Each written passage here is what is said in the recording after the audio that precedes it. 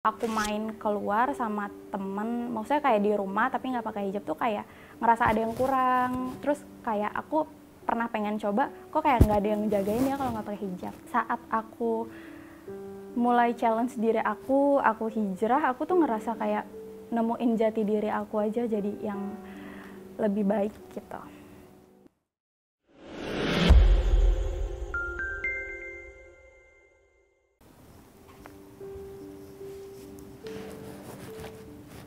Assalamualaikum. Halo, nama saya Atin. Umur saya 22 tahun. Kesibukan sehari-hari kerja sebagai admin karyawan swasta sama kuliah di Universitas Terbuka jurusan Ilmu Komunikasi. Atin, menurut kamu hijrah itu apa sih? Menurut aku hijrah itu proses perubahan diri kita jadi lebih baik. Jadi nunjukin versi terbaik dari diri kita. Kamu sendiri kenapa memilih untuk istiqomah berhijab? Aku sendiri milih istiqomah berhijab itu awalnya sih coba-coba ya Kak. Terus lama-lama ketagihan gitu. Jadi awalnya itu aku dari kelas 6 SD aku mulai berhijab. Terus udah lama-lama kok kayaknya kalau aku main keluar sama temen, maksudnya kayak di rumah tapi nggak pakai hijab tuh kayak ngerasa ada yang kurang. Terus kayak aku pernah pengen coba, kok kayak nggak ada yang jagain ya kalau nggak pakai hijab, kayak gitu. Jadi aku lebih nyaman jadi berhijab gitu. Apa titik balik yang membuat kamu mantap berhijrah? Mantap untuk berhijrah itu awalnya itu kan dimulai dari usia aku 15 tahun pas SMP. Jadi tuh waktu itu ada cowok yang mulai deketin aku. Terus aku ngerasa kok kayaknya lama-lama aku baper gitu kan. Terus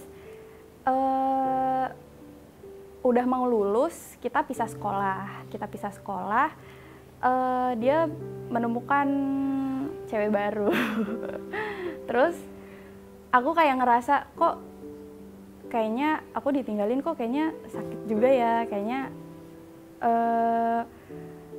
nggak boleh nih kayak gini terus. Jadi aku nyari kesibukan, aku ikut banyak ekskul, aku ikut banyak organisasi, sampai sekolah pulang malam, cuma kayak ngurusin organisasi karena saat itu aku jadi koordinator akwat yang tingkatnya itu udah megang satu kota gitu. Terus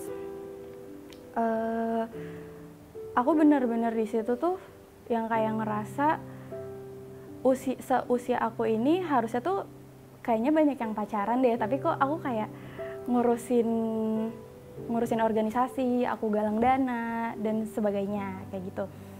Terus sampai aku udah nyaman banget nih sama hijrah aku ini. Sampai tuh teman aku itu bilang waktu mau ujian itu teman aku tuh negor aku untuk lurusin dulu nih akademiknya, jangan sibuk organisasi kayak gitu. Tapi aku yakin kayak kalau kita nolong agama Allah untuk nyebar kebaikan, itu pasti akan ditolong juga segala kesulitan kita gitu. Terus sampai aku di titik aku cuma berdoa, aku nggak pengen jadi orang pinter kayak temen-temen.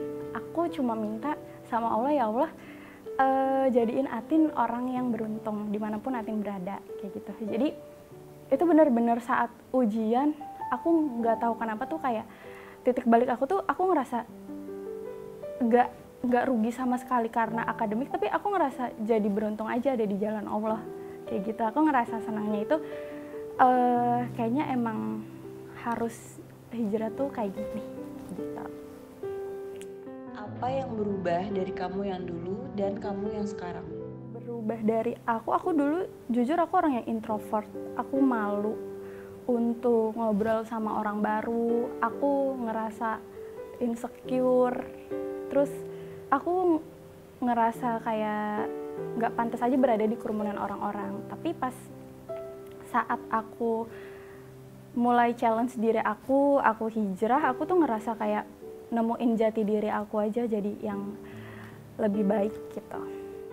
Ada nggak keajaiban-keajaiban yang menurut kamu terjadi karena kamu lebih dekat sama Allah? Banyak banget keajaibannya itu yang kayaknya nikmat Allah yang nggak bisa aku hitung kali ya kalau untuk keajaibannya gitu.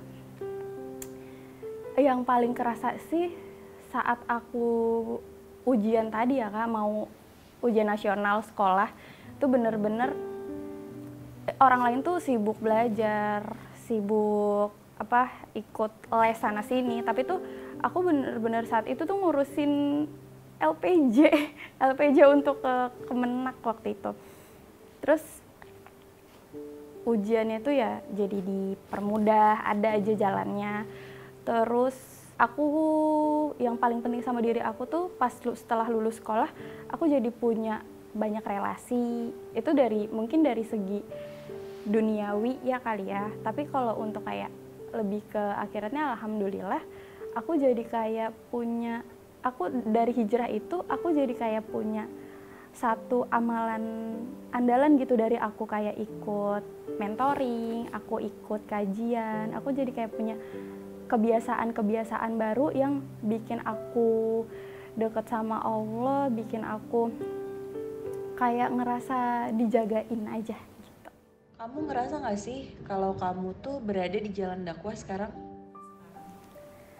Aku ngerasa banget.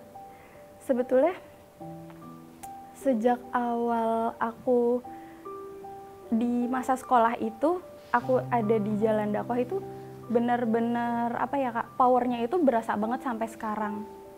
Sampai harusnya tuh udah selesai sekolah, banyak teman-teman aku yang udah keluar gitu dari jalan itu.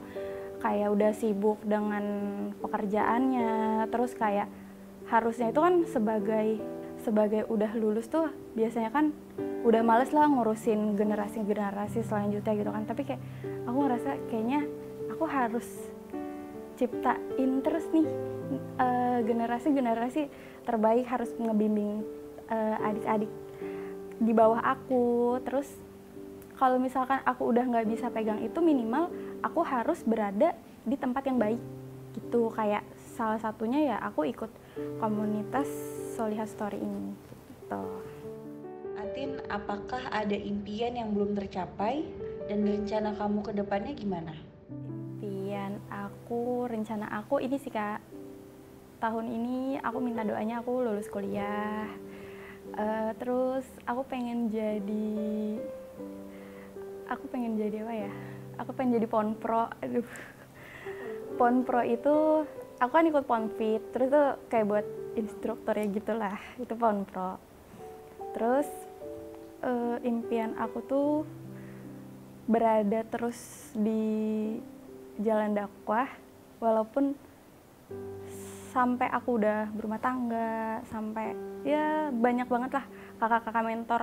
Impian aku tuh kayak kakak-kakak mentor tuh yang udah berkeluarga, punya anak, bahkan kayak anaknya tuh udah besar, punya cucu gitu, sampai jadinya tuh amal jariah, pengen punya amal jariah yang terus mengalir tuh kayak gitu, nyebarin kebaikannya tuh ngalir gitu.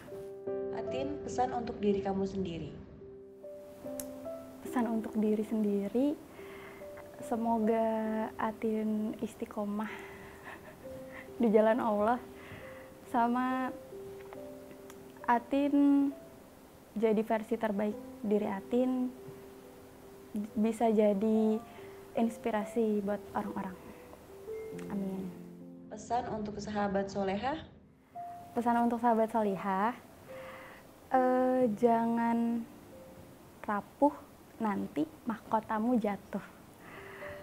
Jadi kamu tuh sebagai wanita nggak bolehlah galau-galau, nggak bolehlah sedih. Kamu harus bisa ya kuat. Jadi pokoknya jangan rapuh, nanti mahkotamu jatuh.